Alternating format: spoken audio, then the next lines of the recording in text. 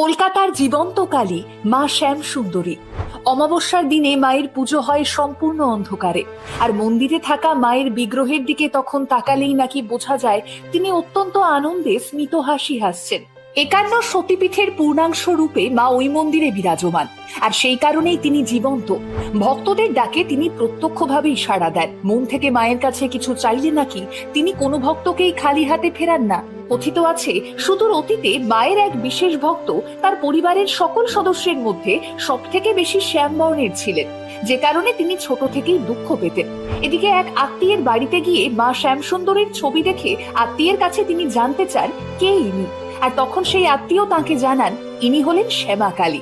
তখন ওই ভক্ত অনুভব করেছিলেন যে তাকেও তো সবাই তার গায়ের রঙের জন্য শ্যামা বলেই ডাকেন, আর তখনই শ্যামসুন্দরীকে নিজের প্রিয়জন বলেই মনে করতে থাকেন তিনি। আর তখন থেকেই মায়ের নাম হয়